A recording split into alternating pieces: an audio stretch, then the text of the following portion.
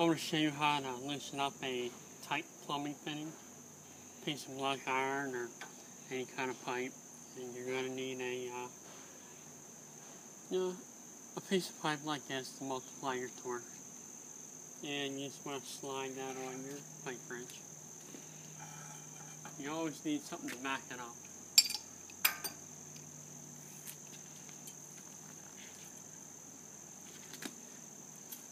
And there you go. There's no way I can do that with just a pipe wrench. I tried.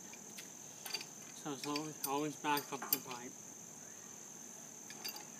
And if you need to multiply your torque, slide a piece of pipe over your pipe wrench, and you'll be able to loosen up old pipe fittings.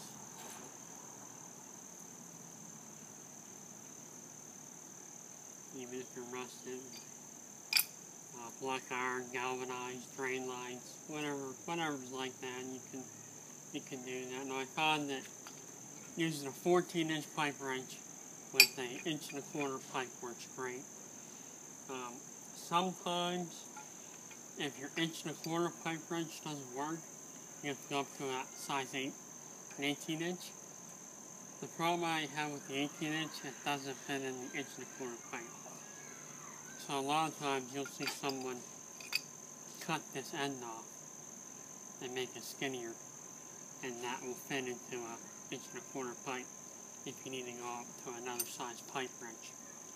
But there you have it, how to get your tight plumbing fittings apart.